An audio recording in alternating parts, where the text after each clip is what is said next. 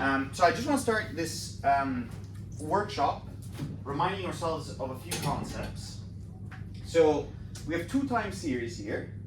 Can anyone tell me, let's start with this one, what this time series, what would be the accurate name for the time series that behaves in this manner? So we've seen, remember, we've seen random walks with drift, we've seen AR models, we've seen MA models so far, right? So what would be the name of something that behaves like this? The x-axis is errors, right? This is T. Okay. Yeah. Yeah, and this is Y, which is your time series. Is it non-stationary? It's definitely non-stationary, that's right. So it's difficult to use SARIMA. It violates the assumptions of SARIMA? I guess. correct. So you can't use AR, MA. Yeah. So what's left? Differencing and logging it, I guess. Well, Yeah. there's random walks, Yeah, right? yeah. So yeah, this is a random walk, right? So this is kind of what a random walk could look like. Let's put that on top of there. So something that is non-stationary, that it has no particular purpose or pattern to its behavior, yeah, in this particular case, there isn't really a drift. I mean, the series is sort of around zero, but it has drifts in patterns, right? So in this particular instance, it was drifting down, but it's not a systematic drift. What about this one? Stationary. It is stationary, that's true. What can you say about the variance? Is it constant?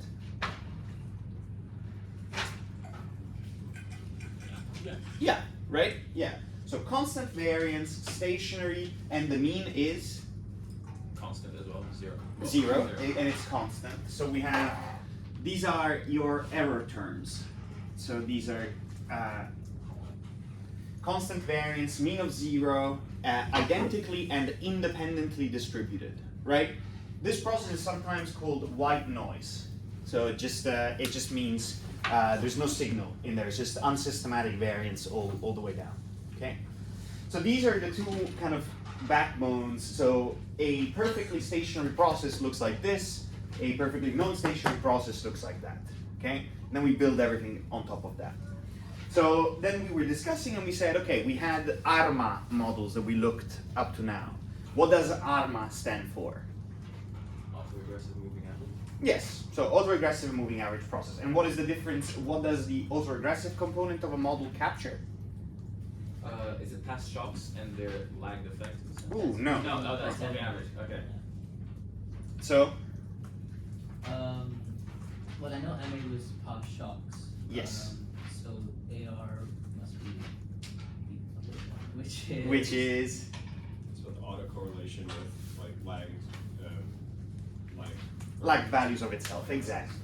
So your AR model would look something like this. Y times t is equal to beta 1 y t minus 1 plus some shock times t. So we're leveraging the correlation between the current values of y and its past values to predict future values, right? And instead of an MA model, we're leveraging the correlation between past shocks in y to predict future values of y, right? Is that clear for everybody? Yeah? Okay, so that's ARMA, right? And ARMA works if your time series is stationary, right? What did stationarity imply? What did it mean? the mean and the variance are constant. Yeah, the statistical properties of your temporal process are constant over time. Exactly. We have looked at two such statistical properties so far, which are the mean and the variance of the process. There's also a third one, which is the autocorrelation of the process, the autocorrelation structure. We will cover that in a little bit. But you should keep in mind that there is these three properties that define stationarity. Long-run mean, long-run variance, and long-run autocorrelation structure of the series. These are the three. Okay? We will look at autocorrelation more in depth in a couple of slides. If your time series is non-stationary, can I or can I not generalize out of my temporal window? So I observe some data in my temporal window, my time series is non-stationary, can I generalize out of it? No, right? I can't assume that the regularities that I observe in my temporal window are going to repeat themselves in a future temporal window. Nor can I assume that they would have repeated themselves in a past temporal window, right? Non-stationarity means my temporal window is only onto itself. I cannot extrapolate from it, right? Okay. Good. So if I have a non-stationary time series, there are things that I can do to that time series. There are transformations that I can apply to that time series in order to encourage it to be stationary. What is a transformation? Who remembers the transformation that we applied to count data in order to use a linear regression model? We log it. Yeah, we log that data, right? So we had count data. Count data wasn't good for linear regression because it skewed positive and it wasn't normally distributed and it had non-constant variance, so you could get peaks of high variance and then low.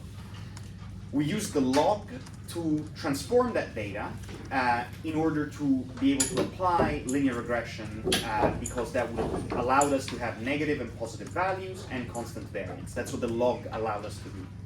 The transformation that we're going to use now is called differencing.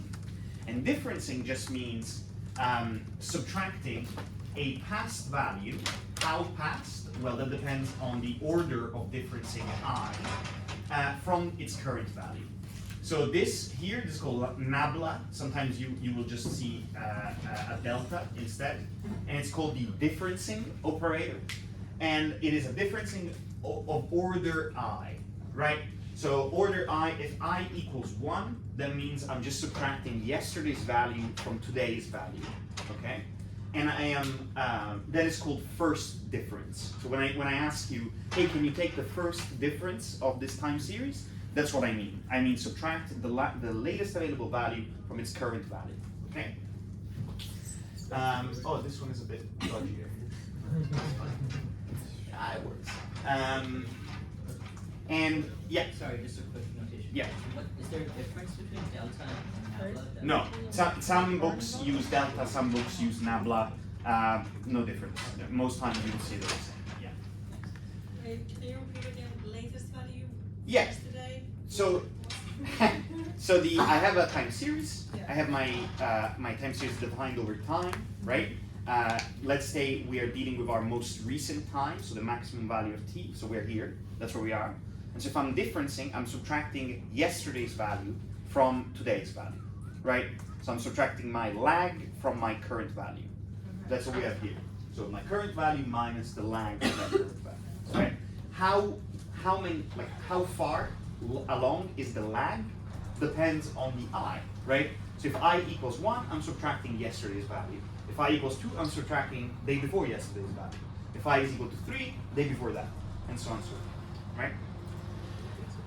And so the amount of differencing that is necessary to recover a stationary time series is indicated by the I in ARIMA, okay?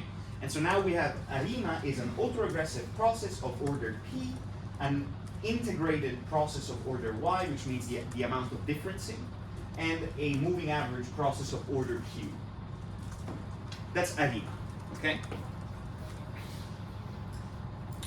This is how it looks like. So what can we say about, this is the exports of the Central African Republic. I think this is a series from 1960 to 2010, roughly speaking. Comes from a book on time series by Hindman et al. And what can we say about this time series and its properties? Clearly non-stationary, right? It has a drift, so it's drifting off, right? So what we do is we take the first difference, which means we subtract this value from this value, and then we subtract this value from this value, and this value from this value, and so on. And we recover the yearly change in exports, that is this. And what can we say about this? Much more stationary, right? Variance may be a little bit non-constant, although it's roughly constant, mean roughly constant. This looks good, okay? So this looks like something that we can now apply a ARMA model to. We couldn't use ARMA on the top one because it's non-stationary. ARMA would have given useless forecasts if we applied it to it. Now that we have differenced, we can now apply ARMA to it. right? Questions on that? Yeah. So the ARIMA is the same as the ARMA, just with the... Yeah, ARIMA is just ARMA with differencing. Yeah. Do we usually eyeball the stationarity? Or No, like, do we're test? gonna look into a test. Okay, okay. Yeah. But how do I get from the top, like, I have the top thing, I'm like, oh, I can apply schema to this. And Yeah. now would I be like, oh, let me, like, how do we get to the bottom thing? Is it always, taking the yearly change, or? Yeah. So you mean in general, not just in this specific example? Yeah, yeah, yeah. You have to apply So- to other data, right? Yeah, absolutely. So typically you will take as many differences as needed to get to a stationary process. Sometimes you can't get to a stationary process, and then your stuff, you can't use ARIMA on your model. Sometimes the differencing that you have to take is not just based on the lag, it is based on some seasonality effect. So it's like, instead of subtracting the last value, I subtract every 12th value, for example, if it's a yearly seasonality of some sort. We will look at an example of that in a minute. But yeah, so you just kind of, you look at a series, you might try a few, see how the series looks afterwards. You might use auto ARIMA to see what the computer suggests it's a good model, and then you might plot the difference that the computer suggested and see whether it makes sense and it looks stationary and so on and so forth. Yeah. So you start with a non-stationary, and you do the differencing that gives you. But if it doesn't give you a stationary one, can you just do the differencing again? Yeah, that would be a second order differencing. Yeah, absolutely. Right. Yeah, You yeah. just- Yeah. Can you, then you always use ARIMA as long as you just use differencing enough. Yeah, but there might, so the short answer is yes. The longer answer is there might not be any amount of differencing that leads to your time series being stationary. Okay. And also remember that differencing is a bit of a bummer because you lose observations every time you difference. So because you're looking at the yearly change here, you have lost an observation, right? Because you've had to subtract from the past value. And so immediately changes now are less statistically powerful, right? Because you have less observations. And so the more you difference, the more statistical power you lose. And that might not matter if you have a very long runtime series that has 5,000 observations, but if you have like 100, that makes more of a difference. Yeah. Yeah. With every time that we use log differences? No, you don't have to. So that's up to you whether you want to use the log. The reason you log first is if you see that there is like really inconsistent variance. So if you see like the log will help the most not to make your time series have mean 0 or have constant mean, but to have it make it have constant variance, which is one of the assumptions of the ARIMA models. So if you feel like you need to make the variance constant, you would first apply the log and then the differencing. Yeah, but you don't have to. Yep. Yeah.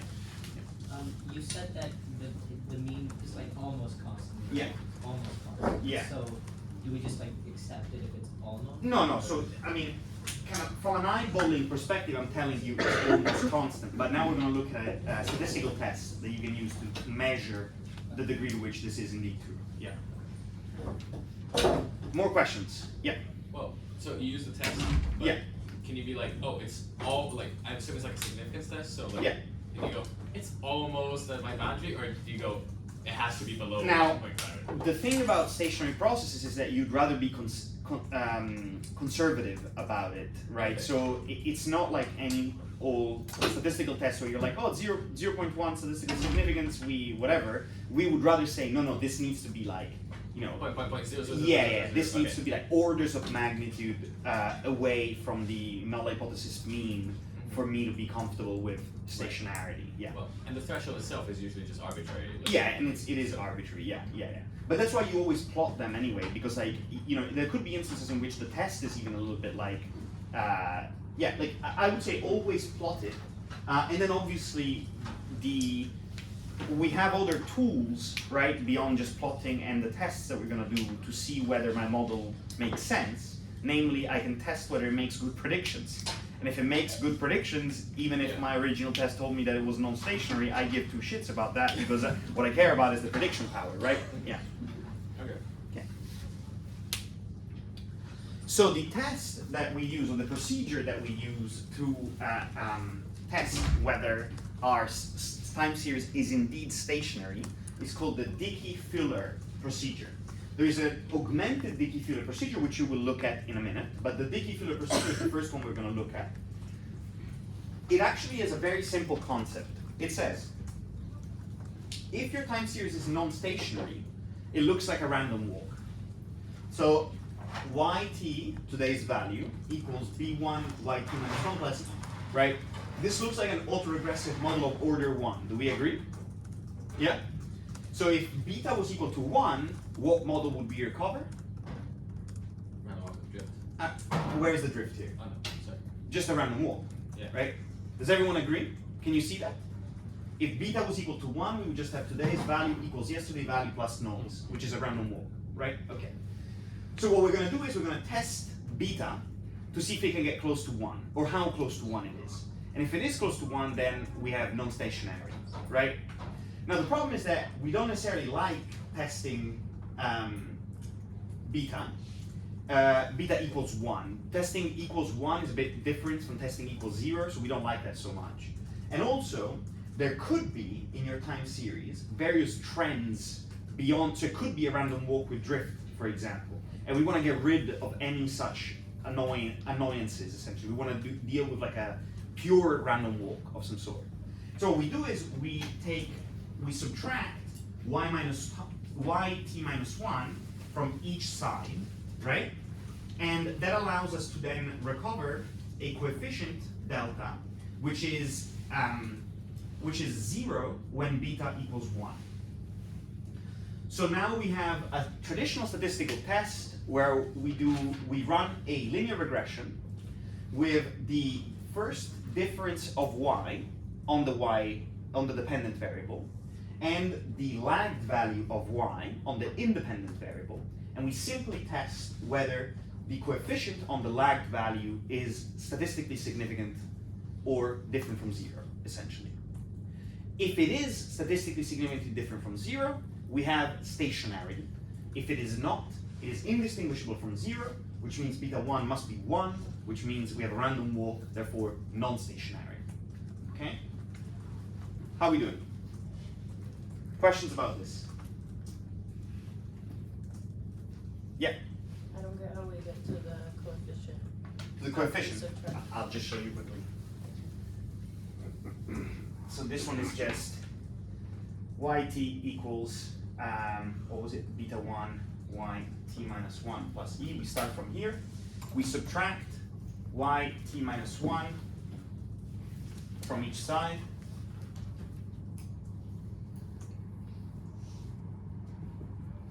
And then so this is the first difference, right?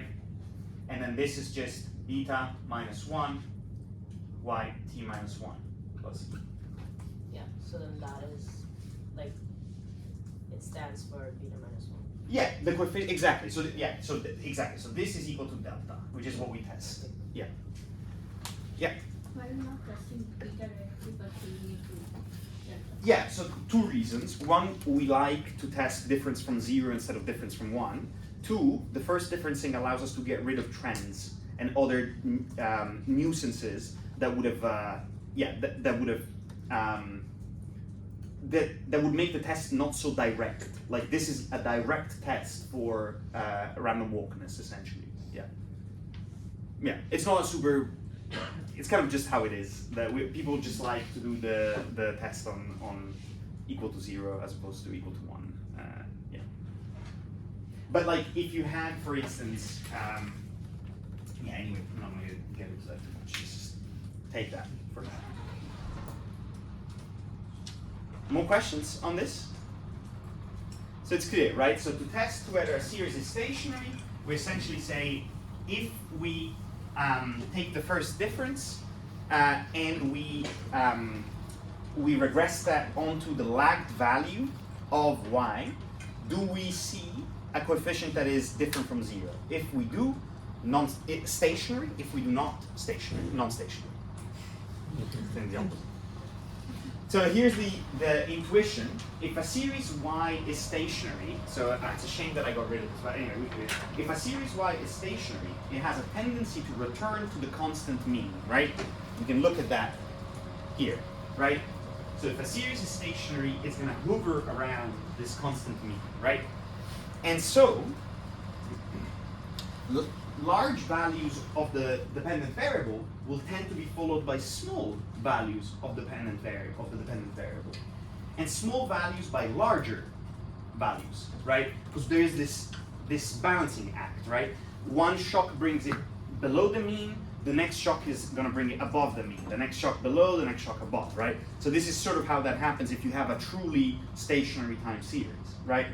And therefore, the level of the series yt minus 1 will be a significant predictor of the next period's change, and it will tend to have a negative coefficient, right? If I am in a high place in my yt minus 1, I'm likely to get a low place in my yt, and if I am, and vice versa, right? That's the intuition behind the Dickey-Fuller test. Now, the problem is that the simple Dickey-Fuller test doesn't account for what we call residual temporal correlation in the error term. So let's take a step back for a second. You remember in simple linear regression, we have some error term, right? What are the assumptions that we have about the error term? Normal, That's around 0, I guess. mean of 0,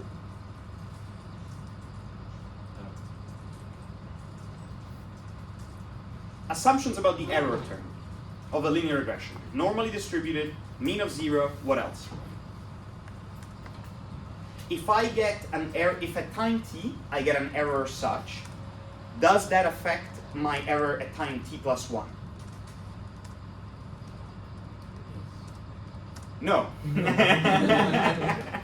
No, my errors are independent and identically distributed, right? Who has heard of independent errors before? Independent and identically distributed. None of you have heard of this. You've never heard of independent and identically distributed errors. Okay, so all that means is that my assumption is that if there is a shock at time t that doesn't affect the value of my dependent variable at time t plus 1, right? So that's, and it also doesn't affect the shock that there's going to be at time t plus 1. The errors are independent. Every time I see a new observation, they could have a shock of any given size, right? So my assumptions about the error term are that they are independent, so they don't affect each other. They're identically distributed, so each of them is roughly a bell shape, right? They have a mean of 0, so on average they cancel out. And they have constant variance, right? So their size, the size of the shocks, is roughly equal across observations, right? Does this vaguely ring a bell? Yeah, question. But in what case would a shock on the system now not affect the system tomorrow? No, it might affect the system tomorrow. It doesn't affect the shock that we see tomorrow, right? Because shocks are by definition independent, right? Oh, okay. Yeah. Yeah. Does it make sense? Yeah. Okay. So our errors have to be independent and identically distributed, okay? In an AR model, which is ultimately what we're estimating when we do the Dickey-Fuller test, this is, at the end of the day, a simple linear regression, right? So our error here are also going to be, are they going to be correlated or are they going to be independent? Independent, right? So that means that an error at time t shouldn't affect an error at time t plus 1, right? Okay. So one of the problems that happens is that because you have an autoregressive process, it might be that my first lag doesn't directly affect my current value, but it indirectly has a correlation with my current value, because at lag t minus 2, that lag directly affects my current lag. So let me give you an example. I'm gonna explain. So I'm doing a diet right now, and I train every other day. So if I look at my my loss of grams, it looks exactly like this. So every day is correlated with the next. So if I look at just every you know, my weight today with my weight yesterday, it looks quite highly correlated. But what happens, in fact, is that the only reason that they're correlated is because I exercise every other day, so my weight loss is actually happening 2 days ago when I exercise. So, but it doesn't show up on the day that I don't exercise, and then you see the weight loss afterwards. So there is a direct effect of my lag of order 2, but I see correlation, high correlation, between my weight today and my weight yesterday, so my lag of order 1 correlation, right? So the direct effect is the effect of exercise, essentially, that's leading me to lose weight. But I see strong correlation between today and yesterday. And the reason I see that is because of this indirect effect of the exercise, right? So what that leads is this idea of indirect correlation, right? And so what that means is that if I try to estimate this model, I might find a significant beta 1, but it's not because yt minus 1 is affecting the outcome. It is because some lags down the road are directly affecting the outcome. Yeah. So it's kind of like the interest rate example where like I raise it today and 6 months from now the peak Yeah, effect shows. yeah, exactly, Okay. exactly, yeah, exactly. So you might still see a correlation between today's interest rate and yesterday, or the effects of interest rate. So like the economy today and yesterday, but it could be because actually the interest rates were changed 6 months ago, and not only now are they having an effect due to the consumer confidence, et cetera, et cetera. Yeah. Okay. Yeah. In your exercise example, Yeah. would it be possible then to do this, but instead of having it as yt minus 1, you do yt minus 2? Well, exactly. So yeah, perfect. So that's a great question. So what do I do when that is the case, right? So I still care about testing against a random walk. And a random walk depends on yt minus 1, not yt minus 2, right? But so what I want to do is I want to net the effect of yt minus 2 onto the effect of yt minus 1 on the variable, right? And the way in which we net is in a linear regression is we control 4 variables, right? When I do a linear regression on voting for Trump, and I have the effect of income after controlling for education, for example, right? Because those two both have competing effects, right? So I want the effect of yt minus 1 after controlling for the effects of yt minus 2, yt minus 3, yt minus 4, yt minus 5, right? And so that's what I recover with the augmented Dickey-Fuller procedure. And so what I have is I still have my old Dickey-Fuller procedure, right? But then I try to net for other stuff that could be responsible for my direct correlation between yt minus 1 and yt, right? I net for all the stuff that is confusing the relationship between yt minus 1 and yt. Yeah. Because I'm still not kind of getting it. Yeah. And it's so essentially the yt minus 1 Yeah. is the observation of the weight index after the set. But we didn't Yeah. take into account different variables. No. No. And this one is taking the variables into account. Yes. Okay, Yes. okay. Correct. Exactly. Yes. And so the things that we want to account for are some drift, right? So that could just be drift. Some trend, right? Which is different from drift. It's like a statistically significant. Like as time goes up, we see an increase in the change, right? We have drift, we have trend, and then we have the effects of all the other lags, right? Up to lag p, where p is some large enough lag, right? So I assume every lag possible, but in reality it's not, right? So I try to essentially net every other influence out, with the exception of my yt minus 1, my lag value. And now I can test whether it's a random walk. So now that I have netted all the reasons why we might have correlated errors, now that I have netted all those out, I can safely think that my errors are uncorrelated because every other influence has been netted out. And what I'm left with is a test for random walkings, essentially. It's kind of the same as we were doing for logistic regression and different variables, which is with a different weight here. Or So is that a different? it's a slightly different thing. So this you never actually have to do. This will be a computer that does it for you. Okay. Yeah, so I'm just explaining to you why the computer does it. Mm-hmm. So the computer wants to test for a random walk, But it's hard to test for a random walk because today's correlation with yesterday's value is impacted by all these other things that might have happened.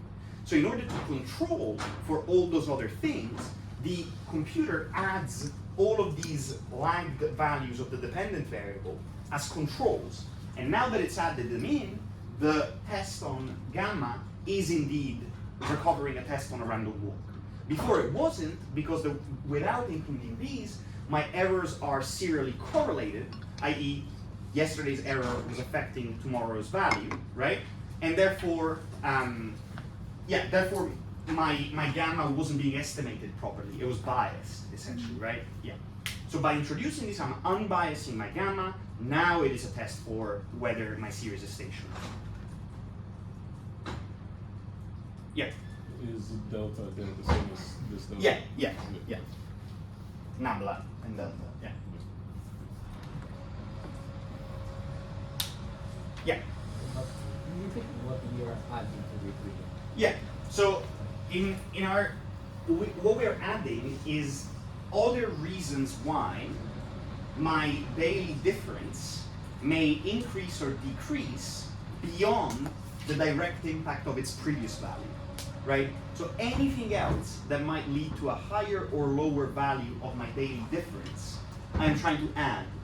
So that now I'm controlling for it, and gamma is a true representation of what I'm trying to test, which is whether it's a random walk or not.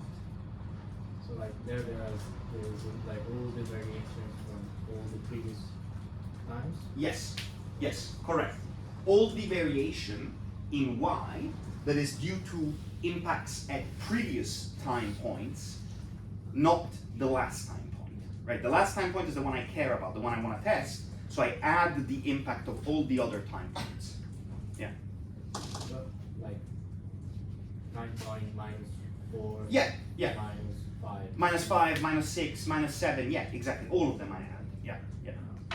Never mind, that was my question. So a computer would normally do this for lag of every single previous point. Yeah.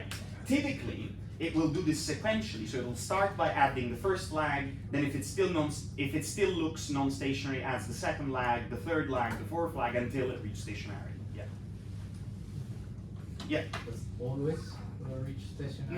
No. Sometimes you'll get a result from the Dickey-Fuller test that says there is a unit root, i.e. it's a random walk, and I can't do anything about it. Yeah. If it's adding all the logs, it's kind of already reflecting the trends over time, which is what is represented by the beta. Repeat that? If it's adding all the logs to the first value, Mm-hmm. then it's like a whole series representing the trends over time.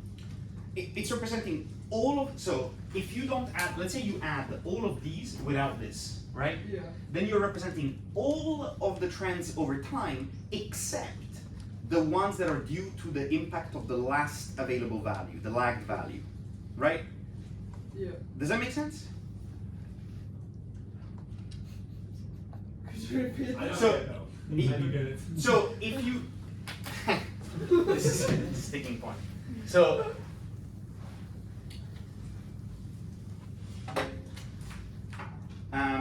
so let's say I'm trying to estimate the error of my model at time t. I have one, how do I estimate the error? I look at my observation at time t minus the predicted value at time t, right? That's how I estimate my error, my residual, right? Okay. So this is then the same as, let's say I do the simple Dickey-Fuller test for a second. So gamma y t minus 1. Gamma hat y t minus 1, right? So in the simple Dickey-Fuller test, I have this. When I do this, these, right? So I have et plus 1, minus 1, et minus 2, all the way to et minus n, right? These have to be completely independent, so uncorrelated, right? They have to be, otherwise I can't use my linear regression apparatus to do this test, right? Okay. If, however, yt was impacted by 2 lags ago, not the last lag, right? And I run this model, I will find that there is correlation between et and et minus 1. Still, residual correlation, right? And this is not good, right? So how can I account for that correlation? Well, all I do is I add, in my model, I add the delta of yt minus 2. Now, if that was the only source of disturbance, the only source that led to my e's to be correlated, now this is gone. And these are indeed independent, and now I can test using this, right? If instead it was my t minus 2 and my t minus 3, okay, now I keep adding until I reach full independence of these errors. Yeah, okay, I got, is the independency of the error instead of the variables, which is for represented by vector. Right, exactly, yeah.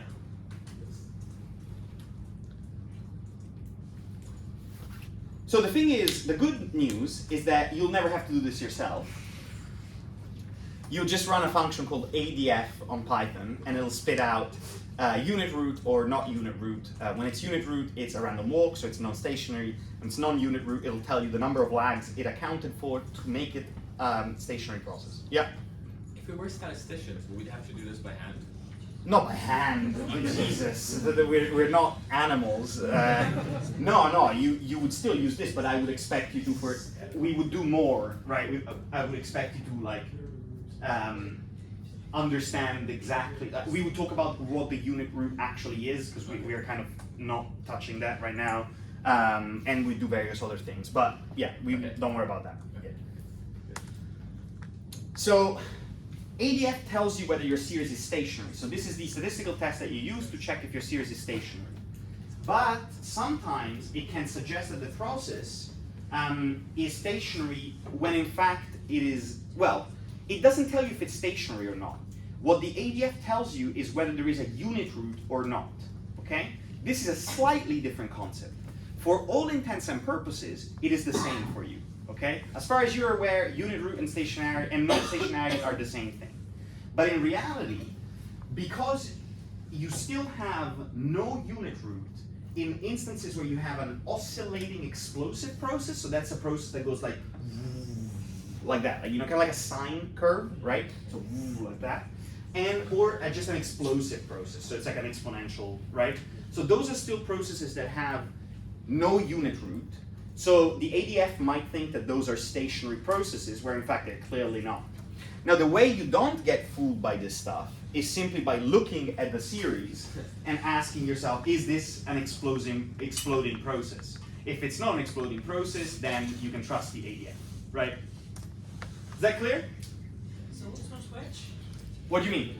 Which one of these is explosive or? Oh, neither. So this is just an example of a quasi-stationary time series at the bottom. I'm just showing you what a quasi-stationary time series is here. Let's discuss what this is for a second. So, okay, so first of all, let's take a stock for a second. So, quick recap, you can difference a non-stationary time series and try to make it stationary. To test whether you have managed to make it stationary, you use the ADF, augmented Dickey-Fuller test, okay? And the test could go wrong if your time series is explosive. The way you make sure that it's not is just by inspecting it and making sure that it is not, essentially, okay? So those are the three things that we've covered so far. Next thing is, yeah? On what scale is the unit root? On what scale? Yeah, like how do you estimate it? What do you know what's a good unit root result? Well, it's the regression coefficient on yt minus 1, and we have described in the intuition that if the level of the time series at t minus 1 will be a significant predictor of the next period's change, and it will have a negative coefficient, right? So what is a good value for your gamma, essentially? It's a negative value, and it's a statistically significantly negative value. Okay. Does that make sense? Yeah. You're asking me what exact unit? It's going to be the units of your time series. Yeah. So, because it's Okay. because it's a coefficient on the change, right? So on your y-axis you have the delta here, or nabla. So you have the difference, right? So the daily change. Yeah. So if your original series was in thousands of dollars, this is still in thousands of dollars. I was wondering if it would go like -1, 1 or something like that. I don't know. -1, 1 is great. We love -1, 1. Oh, That's fine. okay. Because it's negative, right? But it's negative and it's not significant. Statistically significant. Yeah, it's gonna have a p-value on it, and then we're gonna see, like, if there is enough evidence, if the direct effect of the lagged value is strong enough, then yes, or strong enough and negative, then yes, you'll see it as statistically significant. Okay. Yeah. So we would go for like -1 towards -1 rather than 0. Yes, absolutely. Yeah, the more away from 0 it is, the better. Yeah. We now have a methodology to decide when I can use an ARMA model, right?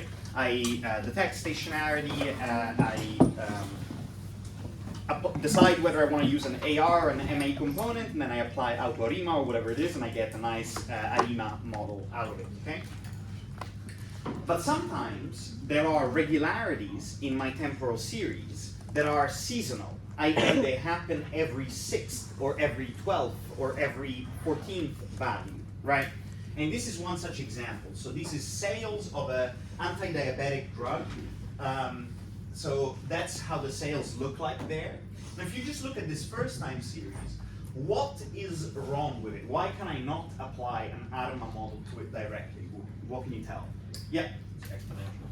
Yes, so it's non-stationary for sure. What else? The variance is not constant. Yeah, absolutely. The variance is totally not constant, right? So that's interesting. So what can I do to first turn that variance constant? I apply the log, right? And now look, it behaves quite nicely now. We have a fairly constant variance. But still, we have this trend, certainly upwards, and also we have this seasonal component clearly, right? Every so many months, we're seeing a spike in these sales. And so what we can do is we can take a seasonal difference, right? So we can subtract today's value, the value 12 months ago, 12 weeks ago, I don't know what this is, I think it's weeks, or days maybe. But whatever it is, like 12 days ago, and I can subtract it to my current value, and I will recover this series here. So netting the seasonality out of it allows me to net out the trend and also the seasonal effect of that trend, okay? And so this is seasonal differencing. So we extend our ARIMA models to become SARIMA models, like an evolution in Pokemon. You know, this is like your third evolution. And we have now SARIMA models where we have AR components of order P, differencing of order I, moving average component of order P, and seasonal AR component of order P, seasonal differencing of order I, and seasonal moving average component of order Q, where the order of the seasonality, so whether it's every 4 weeks or every 12 weeks or every 16 weeks and so on and so forth, is defined by the S here. So in the previous example, S here would have been 12, right? And so what you would have had is an I1 S12, right? Because we had one differencing for a seasonality worth 12 points. Does that make sense? Yeah. That's how you write the model. So it's SARIMA. Before it was ARIMA PIQ. Now it's SARIMA small p small I small q big P big I big Q S. Okay, where S is the order of the seasonal component. Now that looks awful, right? So it has all sorts of coefficients on it. Let me quickly try to show you how it looks. Before I show you that, you should know you'll never have to estimate this yourself, right? So the model estimates it for you. AutoArima identifies how many seasonal components and where they should be, etc. But you should know what it looks like, so in case you have to interpret the coefficients of your model, you are able to do so, okay? So what do we have here? So firstly, let's start here. So we have first differencing, right? So, and that appears here. So that's the first difference of my dependent variable, okay? And then we have first seasonal differencing, and that appears here. So my total amount of differencing is this. So first I essentially take my first difference, and from my first difference I subtract my 12th difference. And that's what I have as my dependent variable now. Because I did a first order differencing and then a first seasonal order differencing to it, okay? So that's what I have. The next thing I have is an AR component of order 1, and that is this, right? So I have my dependent variable, and I have an AR component on it, okay? Does that make sense? Yeah? So I have a first order AR component, and then I have a second order moving average component. So I have 1 and 2, right? So these are my shocks at time t minus 1 at time t minus 2, and I am regressing them using these coefficients here, okay? So that accounts for my traditional ARIMA process. The seasonal ARIMA process is the same, but now we have a AR component on the 12th lag of my dependent variable, right? And then I have an MA component on the 12th lag of my shock, right? So, and the way I interpret these is exactly the way I interpreted my traditional ARIMA model. It's just now I have many more coefficients because I don't just have coefficients for the lags, first lag, second lag, third lag. I have first, second, third of the seasons, right? So this is an AR component on the seasonal aspect. So it's a regression on the past season, essentially, right? Questions? Yeah. The lag is 12 here because we're assuming just like a season is a year. Yeah. But like depending on your data set. Yeah, could be completely The different. season could be like 14 days. Yes, Okay. absolutely. Yes. Yeah. Do you usually pick the IPQ, big IPQ, like on the auto ARIMA thing, or do you like usually just pick 111 and then? No, that's a go from good there? question. I mean, we use the AutoArima thing in practice for the most part, but these models were developed in the 80s when there was no such thing as AutoArima. Okay. So there are ways to detect these models visually, and we're going to look at them in a minute now. More questions? Could the season grow like a linear season? The short answer is yes. And then the short answer to that is then you're stuffed. You can't use any of this. But the better answer to that is if you can identify reasons why the season grows, then you can include those in your model, and then that is the same as differencing, essentially. So that allows you then deal, if you can find reasons, if you can find like covariates to add to the model that stabilize your seasons, then now suddenly you can use this again. Yeah. Does that make sense? Yeah. Questions? So we're getting towards the final part of the lecture, which is about autocorrelation. It's kind of fun. We're just going to be looking at pictures. So we have described time series so far in a stationary time series in particular, according to their statistical properties. And I've mentioned that the statistical properties are the mean, the variance, and the autocorrelation structure, okay? But what do we mean by the autocorrelation structure? That is just the sequence of correlation values for my dependent variable with its lags, right? So I take who remembers Pearson's correlation? Yeah? What does Pearson correlation tell me? The linear correlation between the two values? The strength of the linear association between two values, Yeah. exactly. And so if I take the Pearson correlation of my dependent variable y at time t, and I correlate it with the value of the dependent variable at time t minus 1, now I have an autocorrelation. So I have the correlation of the variable with itself at a past value, right? And so what that looks like in practice is something like this. So the correlation, this is again from the 80s, right? This is probably some old man somewhere in Oxford doing this with a ruler, and you know, it's so the way I calculate my autocorrelation is, so this is my time series, and then I calculate the autocorrelation at lag 0. So that would be the correlation of the variable with itself, and that would be what value? 1, right? And that's exactly what we have here. Then we go to lag 1, and I calculate the correlation. In this case, it's very small, somewhere close to 0.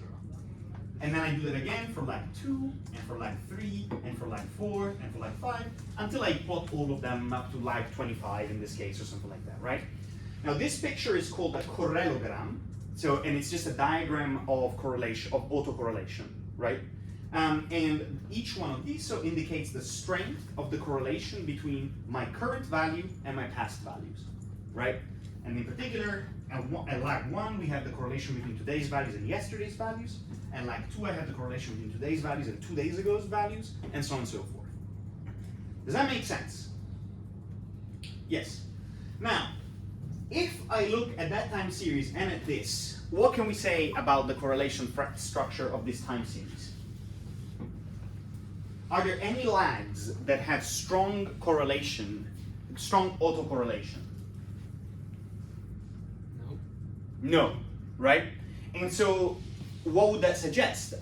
What are my so my time series is uncorrelated with itself.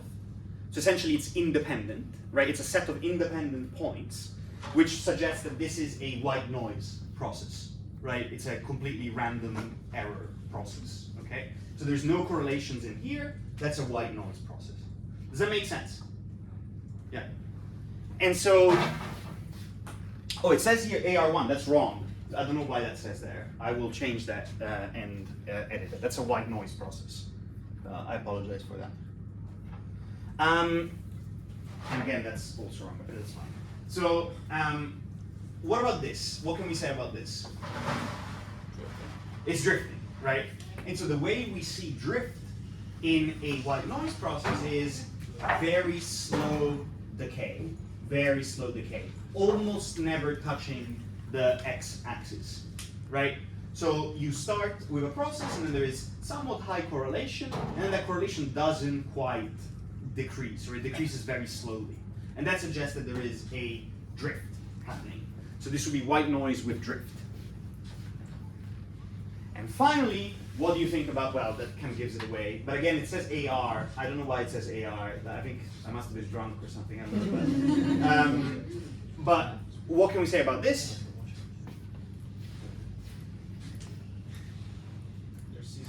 There's seasonality, right? Quite clearly. So, and the way you see that in the autocorrelation function is actually very nice, is every 15 values, the autocorrelation structure repeats itself, right? So that's the idea. That when you see these sort of quite clear repetitions, kind of like a sine curve, then you're in a seasonal territory here. Yeah. Okay. Good. So what we've been doing here is we have been using the autocorrelation function, so which is just the correlogram, the plot of all the autocorrelations over the lags. We've been using it to identify the order of the model, right? The SARIMA order of the model, okay? But the autocorrelation function by itself can be misleading. And the reason it can be misleading is for the reason I told you before. Past values could have a direct effect on current values, which may lead us to believe that shorter lags have a direct effect on the dependent variable, when this is in fact not true. So you could have a direct effect at time t minus 12, which ends up showing us a strong correlation at time t minus 1, but that's not because t minus 1 is directly affecting the dependent variable. It is a result of correlation from past lags, right? So there is this question of direct and indirect effect of the lags, okay? And what does that mean? That means that an ACF by itself could be misleading about the true order of the ARMA model. And so what we have to do is we have to look also at a thing called the partial autocorrelation function.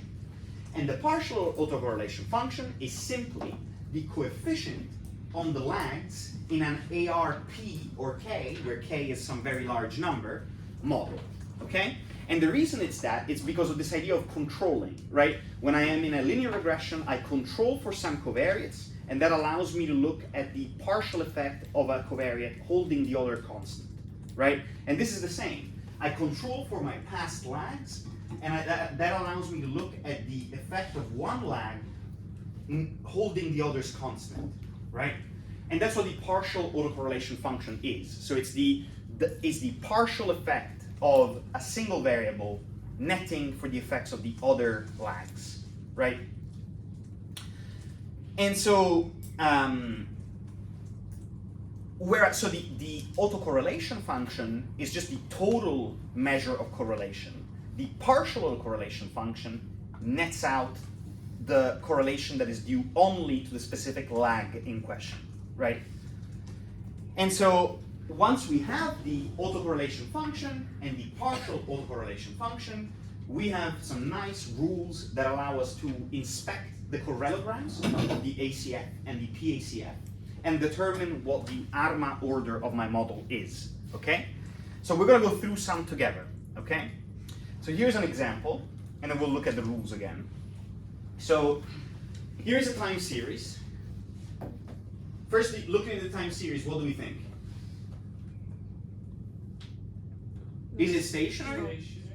Yeah, it looks stationary enough to me. Maybe there's a little bit of trend, but on the whole it seems to revert back to its mean. Maybe a little bit at the end it's going a little crazy. What about its variance? Seems to also be Reasonably constant, right? Reasonably constant. So then we look at its autocorrelation and partial autocorrelation function. Its autocorrelation is essentially decaying quite quickly and then having this sort of sign, almost like exponential decay effect. The partial correlation function, these are, by the way, confidence intervals, so you can see this as a statistical test, right? If your dot is outside the confidence interval, it's statistically significant in some sense. One thing that we do when we look at these is we use the principle of parsimony, and so we tend to think that shorter lags are more likely to have effects than further away lags. So if I see something significant over here, for example, and even though everything else is not significant, I might discount this entirely. I might say, unless it's like hyper significant like that. But if I see something barely significant at this point, I might just say that seems to be noise, right? That just happens to be outside the interval, but it's unlikely to be really a signal, okay? And so what I have here is I have obviously correlation of 1 with itself, okay? And then I have correlation of 0.4 with its first lag. And then I sort of have nothing else, right? Everything else is sort of borderline, but seems unlikely. Okay, so I have nothing else. So I have a sheet, I have a significant coefficient, partial autocorrelation coefficient at lag 1, and I have a sort of exponential decay / sinusoidal in the autocorrelation function. And so if I look at the rules, well, if I have a damped exponential and or sine function on the ACF and a 0, partial autocorrelation coefficient of 0, anywhere after the relevant autocorrelation value, that tells me that this is an AR, what do you think? The cutoff is after 1, right? So it's an AR1 process, right? That's the idea. So I look at this, I say the ACF has this sinusoidal exponential decay. This one has a cutoff after 1 where everything else is 0, therefore it's an AR1 process. That's the thinking. Okay. For the MA process, it's the same but reversed, right? So for the MA, we look at cutoffs in the ACF, and we look for damped exponentials at the PACF. Okay? So if we look at this, what do we have here? Okay, time series, reasonably stationary. This one is a weird one, right? So this one has, okay, so there's significant, but also look at this. It's a little bit too nice, the frequency, right? The frequency is suspicious, right? And then here we have 2 strongly correlated coefficients, and then everything else insignificant. So here I would be tempted to say it's an AR2 process, right? Even though we had some significance here, the fact that it's so harmonious with the rest of the series, that tells me that looks too harmonized to be anything other than an AR model, right? If it was instead like a sharp cutoff, like here, and these were not present, then I might say, oh, okay, that's interesting. That might be an MA component in there as well. Yeah. Anyway, there is loads of these. I mean, we're gonna do a couple more. I think the main takeaway from these is that, like, again, in the 80s, when people didn't have AutoArima, this stuff was how people went about, you know, with rule of thumb, kind of choosing what their model should have been, what their ARMA order should have been. Yes? Could you just repeat again in the previous slide what it was? It was AR2? Yeah, AR2. Yeah, exactly. But you have the luck to live in a world where we now have computational methods that allow us to select optimal models without having to use rule of thumb rules like this.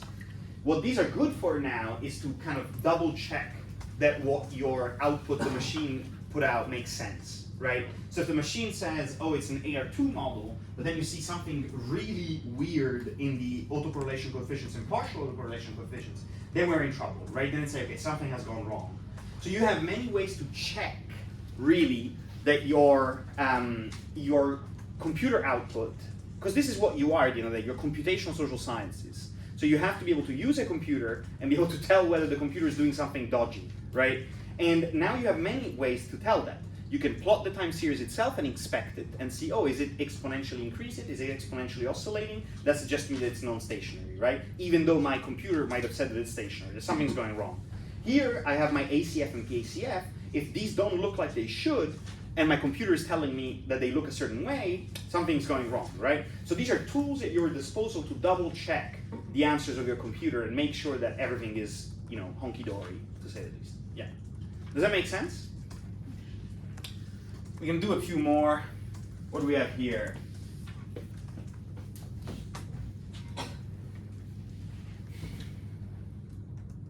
What do we think? AR1. Why AR1?